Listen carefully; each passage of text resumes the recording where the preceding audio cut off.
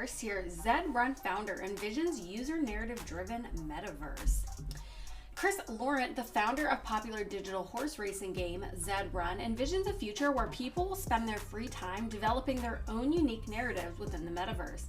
This virtual world will contain a mix of gaming, entertainment, and social experiences that all fit together under an overarching storyline, he believes. My perception of the metaverse is that it's not just a place for people to meet up, but a place where you can come home after work and see what happens to yourself and your friends in a flexible story. Cointelegraph had the chance to speak to Zedrun founder following the launch of its first metaverse platform, Human Park. The latter features fully customizable user avatars as well as an aesthetically pleasing 3D world built using Epic Games' Unreal Engine. The same platform is used in top gaming titles such as Fortnite and Borderlands. In an interview on launch day, Lauren and his team at Virtually Human Studio, or VHS Labs, explained that Human Park was designed with storytelling in mind, rather than simply providing a platform for users to explore a 3D world. Executive producer Stephen Na and Rick Pierce of Spectre Studios echoed this sentiment, stressing that Human Park would offer a unique and immersive experience unlike any other metaverse project. Pierce, co-founder and creative director of Spectre Studios, said that they focus on empower players to tell their own stories. He believes that by doing this, they will change the way people interact and express themselves online. Stephen Na told Cointelegraph that they wanted to create a platform that would allow users to create their own gaming experiences. They don't want to dictate what kind of game people play or how they play it. Laurent stated that the metaverse will offer various types of game experiences, entertainment, and social environments. He noted that online gaming platforms such as Roblox, Minecraft, and Fortnite provide users with social experiences similar to those found in other platforms. Lauren believes that anything is possible in regards to the virtual world and that the experimentation that some of the bigger entities are doing. He thinks that we can't ignore what they're doing and that weird things are going to happen in this space. Definitely, I mean, it's come a lot further than I think a lot of people ever thought it would. Season 0 of Human Park, a retro cyberpunk world, launched on Monday with limited edition themed NFT drops. The game is free to access with optional gameplay modes that can be accessed by user-owned NFT avatars and wearables. This seems pretty cool. Let me know what you guys think, if you guys would play something like this. I mean, with how many gamers are out there, once they get into this, the metaverse space, I think it's game over. Up next here, crypto users take to Twitter to lament the ongoing market downturn. Crypto traders and investors were met with a major shock to the market as assets across the blockchain industry plunged early on this week. Users took to Twitter to voice their reactions to the current state of the crypto market. Inflation, potential interest rate hikes, a looming recession, and yet another DeFi fiasco have all been cited as contributing factors to the market sell-off seen on Monday. Bitcoin's price plunged to levels not seen since late 2020. Several crypto exchanges limited users from withdrawing their tokens. An increasing number of Web3-centric companies announced layoffs, and the floor prices of various NFT projects tumbled. It appears that some crypto investors are beginning to experience a weakening in their so-called diamond hands, or their ability to hold onto their investments for long periods of time. This is according to a few tweets from more experienced crypto investors who seem to be generally pessimistic about the current state of the market. The crypto space is experiencing a major loss, with the entire stock market falling in tandem. The Federal Reserve's monetary policy has caused investors to sell off many types of stocks, leading to a 4% drop in the S&P 500. This is a new low for the year. As the realization that they have lost a massive amount of their wealth becomes more and more apparent, whales and former whales have begun to speak up. Some Twitter users are trying to figure out their next best move for buying, selling, hodling, and trading in the larger crypto markets. While technical analysis and projections are important to some traders, the current market dynamics have made traditional charting techniques less effective. Here is a chart one such crypto enthusiast offered up to explain the loss of confidence in technical indicators. There it is, the wolf of all streets.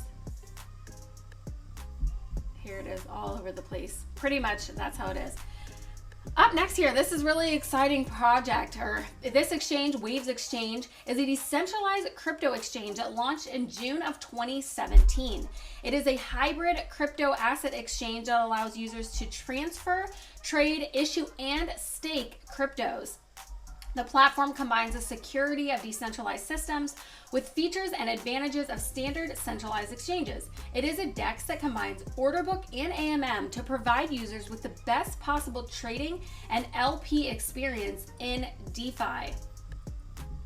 Waves Exchange was originally launched in 2017 as the Waves DEX. It is now a standalone product offering fast, secure trading instruments, staking opportunities, low costs, and access to BTC, ETH, LTC, Waves, USDT, XMR, and many more assets, including 30K plus tokens on the Waves protocol. In a bull market, it is easy to make money, but a bear market can be a different story. You may need to use different tools to make money during a bear market. LP staking and liquidity pools can be safe options for making money during a market decline. One of the highest annual percentage yields for non-algorithmic stablecoins is offered by USDC at 23.01% and USDT at 23.78%.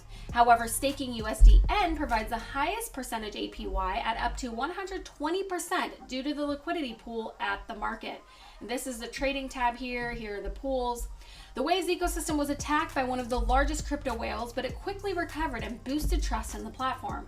So if you want to make money during this bear market, it is best to check out Waves Exchange. Their website is very well put together. Here's info on their liquidity pools. Here's the governance. In recent days, crypto exchanges have liquidated more than 102,000 positions of traders for a total of $410 million. However, while some traders have mourned their losses, others have continued to make money. After the fall of Terra and the closure of Anchor, Waves Exchange has taken the throne at DeFi. Waves Exchange is a large decentralized project which, in the past, has been able to resist the attacks of crypto whales. That speaks volumes in today's market.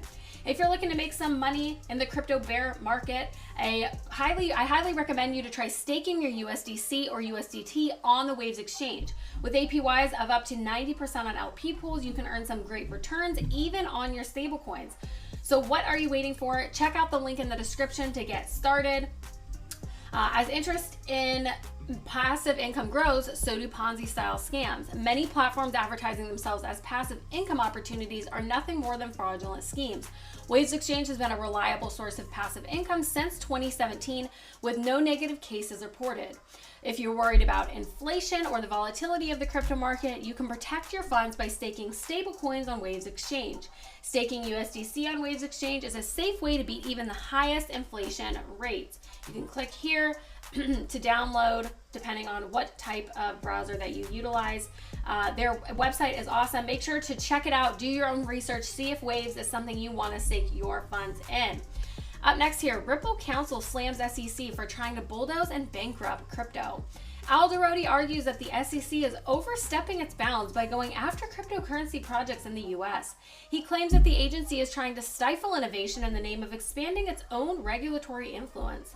Alderodi spoke on June 13th in the midst of an ongoing lawsuit between Ripple and the SEC. He believes that the lawsuit is part of the SEC's assault on all crypto in the US by treating every cryptocurrency as a security. Ripple Labs is currently in the middle of a legal battle with the SEC. This all started back in December 2020 when the SEC filed a lawsuit against Ripple. They alleged that Ripple executives used XRP tokens to raise funds for the company starting back in 2013. The SEC goes on to claim that Ripple was an unregistered security at the time. In 2018, Robert Hinman, then director of corporation finance for the SEC, gave a speech in which he categorized Ether and Bitcoin as non-securities due to their sufficient decentralization. Ripple fought back, claiming that XRP should not be associated with these other assets. Ripple argued that the speech given by the SEC director was contradictory to the SEC's claims against Ripple and the XRP token. However, the SEC countered this argument by claiming that the speech was the director's own personal views and not the official view of the regulator. This nuance has been one of the most pivotal aspects of the Ripple vs. SEC lawsuit. Alderodi wrote that despite disclaimers that the speech was Hinman's personal opinion and not necessarily indicative of the position of the commission, the market took Hinman's speech to heart. Hinman's speech supports the idea that XRP is a commodity and/or virtual currency, but not a security. This conclusion affirms Ripple's position on the matter. Alderodi said that the speech given by the SEC epitomized their deliberate attempts to make the regulatory waters for cryptocurrency more confusing. He went on to say that in order to unlock crypto's true potential, we need to take action to clean up this regulatory mess. During a Washington Post event on June 8th, United States Senators Kirsten Gillibrand agreed that most cryptocurrencies would likely be classed as securities under the Howey test, with the obvious exception of Bitcoin and Ether. Although there is a variety of opinion on the matter, Rustin Benham, chair of the Commodity Futures Trading Commission, takes the stance that many cryptocurrency coins, such as BTC and ETH, would be regulated by his commission as commodity coins. Benham believes that there are many coins that attempt to replicate security coins, but sees commodity coins as a distinct category. The court battle between Ripple and the SEC will be closely watched by the cryptocurrency community, as it is expected to set a precedent for the treatment of cryptocurrencies, particularly altcoins, under U.S. securities and commodities laws. And as we've said, as we've continued to do, we will continue to keep you guys updated on this case and any new developments that come out of it. Up next here, New York City Mayor Eric Adams speaks out against POW mining ban legislation. New York City Mayor Eric Adams spoke out against the bill that would effectively ban Bitcoin mining in the state for the next 2 years. The proposed bill would place a 2-year moratorium on proof-of-work crypto miners who do not use 100% renewable energy. Meanwhile, New York State's environmental agency would investigate the effects of mining on the environment. The bill passed on June 3rd in the state assembly and now awaits Governor Kathy Hochul's signature to become a law. In an interview with Crain's on Monday, Mayor Adams said that he plans to ask Governor Hochul to veto the bill because it will cause economic damage to the state's people. Mayor Adams has been a frequent supporter of the crypto industry, previously accepting BTC instead of cash for his salary payments. Now he is aligned with miners who are against the bill, saying that it creates obstacles for miners who want to contribute to the state's economy through cryptocurrency spending. Here is the scoop on it. Brian Pascas tweeted out. You can read more specifically on that. Assemblyperson Ann Kellis, who originally sponsored the bill, is worried that if miners continue to use fossil fuel burning power plants, it could set the state back on its goal of reducing all carbon emissions by 85% by 2050. New York currently generates more than 50% of its electricity from renewable sources, but would need to shut down older fossil fuel power plants to achieve that goal. Assemblyperson Kells told the New York Post on June 13th that despite the mayor's previous opposition to cryptocurrency miners, his recent show of support was a surprise. Kells State went on to say that the mayor is essentially asking New York to go back to the Stone Age of cryptocurrency. In December 2021, the Cambridge Bitcoin Electricity Consumption Index found that New York was the 4th largest contributor of hash power in the United States. Industry experts have warned that New York's decision to shut down miners could have a knock-on effect across the industry. However, GEM mining CEO John Warren has said that miners will simply move to states with more favorable policies and better incentives. Around the globe, Bitcoin miners utilize 50% sustainable energy sources, as stated by the Bitcoin Mining Council. To lessen reliance on fossil fuels, miners are constantly seeking out innovative technologies.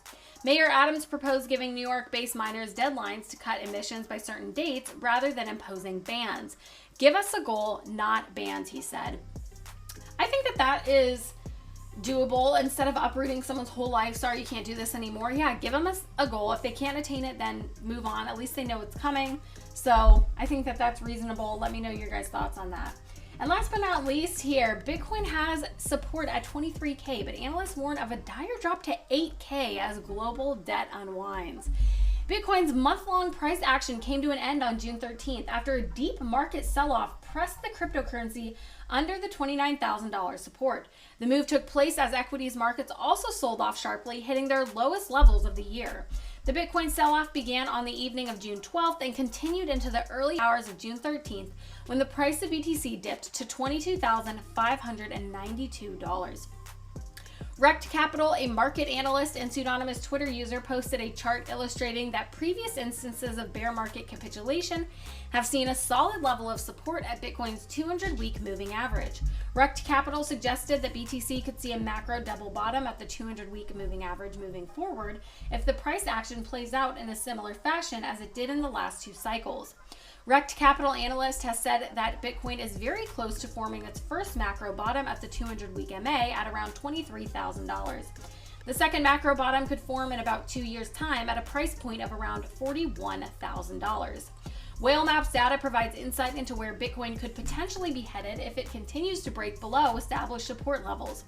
The following chart highlights previously established support levels that could now flip to resistance.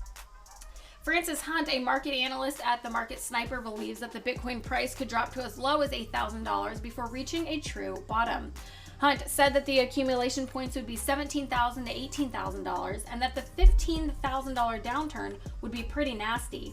He added that there is a bear flag target at $12,000 and that a full round trip back to the funnel at $8,000 to $10,000 would be needed.